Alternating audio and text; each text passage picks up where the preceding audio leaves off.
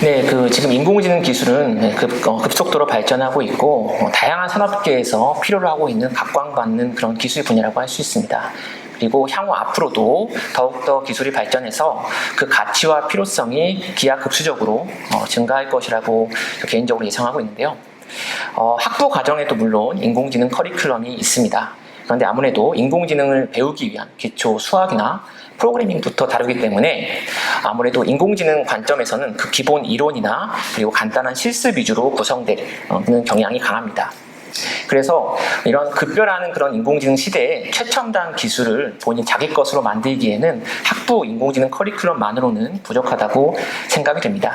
그래서 이런 최첨단 인공지능 기술을 논문 수준으로 깊게 이해하고 그리고 또 산학협력 프로젝트들을 통해서 실제로 어떤 다양한 응용 분야에 융합하는 그런 경험을 쌓기 위해서는 인공지능 분야에서는 석박사 대학원 과정이 꼭 필요하다라고 저는 생각을 하고 있고요. 마침 우리 제가 소속되어 있는 대학원 인공지능융합학과에서는 현재 BK 사업을 진행을 하고 있고요. 그리고 최근에 AI 융합혁신 대학원 사업을 수주해서 올해 7월부터 대학원 교육 사업을 진행하고 있습니다. 이 사업에서는 인공지능 코어 기술뿐만 아니라 다양한 도메인, 모빌리티, 헬스케어, 에너지 등과 같은 다양한 도메인에 인공지능을 융합하는 그런 기술 분야도 교육을 하고 있습니다. 또한 트리플 100%라는 제도가 있어서 대학원생들에게 모든 대학원생들에게 100% 인턴십 기회를 제공하고 또 해외 학회와 같은 그런 해외 교육 기회를 모두 제공을 합니다. 그리고 이제 모든 학생들에게 100% 전액 장학금을 지원하는 그런 제도도 마련되어 있습니다. 그래서 이런 인공지능 분야에 대해서 열정적으로 공부할 의사가 있는 그런 학부생들은 제가 소속한 전남대 인공지능융합학과 대학원에 진학할 것을 추천하고 싶습니다. 정말 다양한 분야에 인공지능이 적용되어 있고 앞으로도 더 적용되어 갈 것인데요. 이렇게 변화의 세상에 대응하기 위해서 좀 더 전문가가 되어야겠다라는 생각으로 석사과정에 진학을 하게 되었습니다. 이러한 과정을 통해서 일전에는 대략적으로 알던 인공지능을 좀 더 세부적으로 알므로써 저 스스로도 개인적인 자신감도 오르고 그리고 이제 구직을 하는 과정에 있어서도 좀 더 남들과는 다른 차별점이 있다는 것을 분명히 느낄 수 있었습니다. 이러한 이유로 변곡점인 지금 많은 학생들이 변화의 세상에 대응하기 위해서는 석사과정 그리고 좀 더 전문가가 되어가는 그러한 과정에 들어와야 된다라고 생각하고 있습니다. 일단 컴퓨터 비전 분야가 이제 활용될 만한 분야가 무궁무진하기 때문에 그 부분이 좀 메리트가 있었고요. 그리고 이 실험을 하는 과정에서 나오는 결과물들을 이제 직접 눈으로 확인할 수 있다는 장점이 있어서 그 부분이 이제 제가 이 분야를 선택하게 되게 된 큰 영향을 미친 것 같습니다. 네. 향후 이제 연구할 세부 테마를 말씀드리기보다는 제가 생각하고 있는 그런 큰 방향성에 대해서 말씀을 드리는 게 좋을 것 같습니다.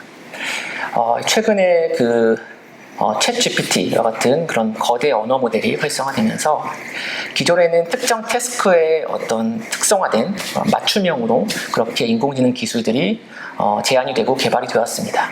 그런데 이제 최근에는 다양한 태스크에 적용될 수 있는 그런 기반이 되는 그런 거대 파운데이션 모델을 프리트레이닝을 해놓고요.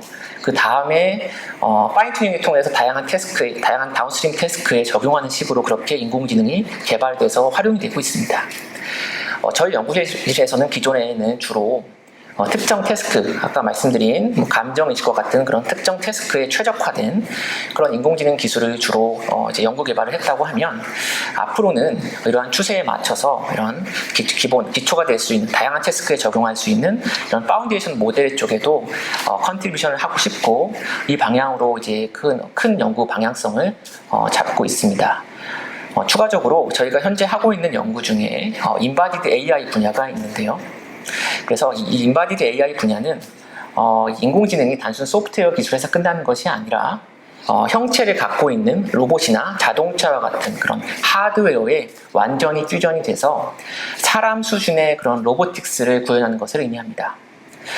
저희 연구실은 현재 그 반려 로봇이나 자동차 자율주행과 같은 그런 프로젝트를 수행을 하고 있고, 저희가 연구하고 있는 그런 시각지능 AI 기법을 이러한 그런 기계에 적용을 해서 사람 수준의 기계를 연구 개발하는데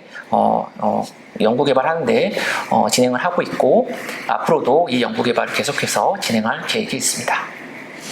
인공지능의 완성은 피지컬한 영역에서 받쳐줬을 때 그게 진정한 AI라고 생각을 합니다. 이러한 이유로 그래픽스와 AI를 결합을 해서 세상에서 일어나는 물리적인 현상들을 이해를 하고, 그리고 더 나아가서 로보틱스와 결합을 했을 때 좀 더 사람들에게 도움을 줄 수 있는, 우리가 원하는 진짜 AI를 만들 수 있다 생각해서 향후에는 그러한 방향으로 연구가 진행되는 것이 좋다고 생각합니다.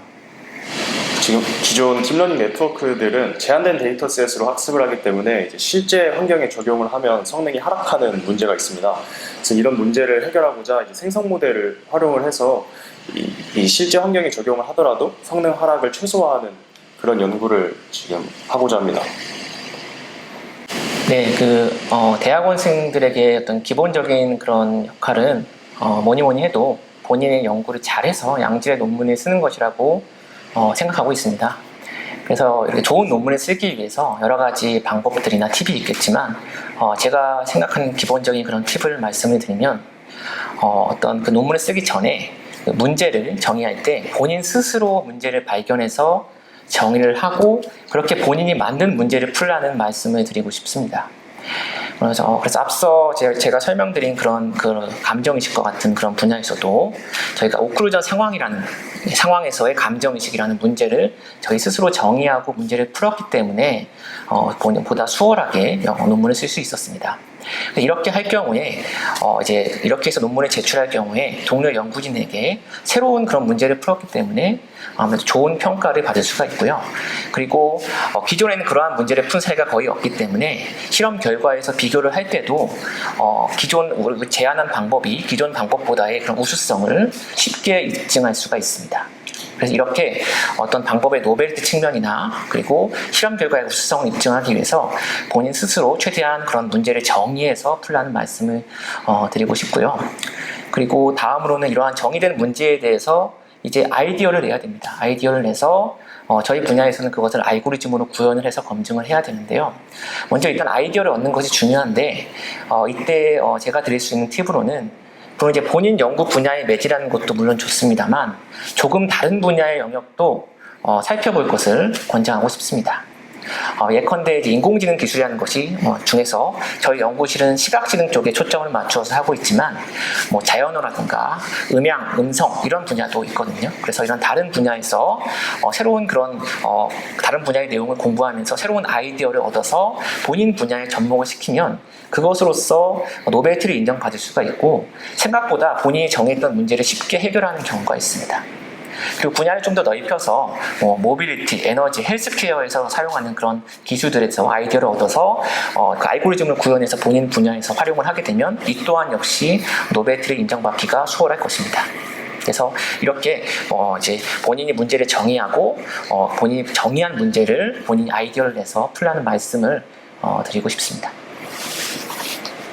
변화하는 세상에 대응하기 위해서는 좀 더 전문가가 되어야 된다라고 생각을 하는데요.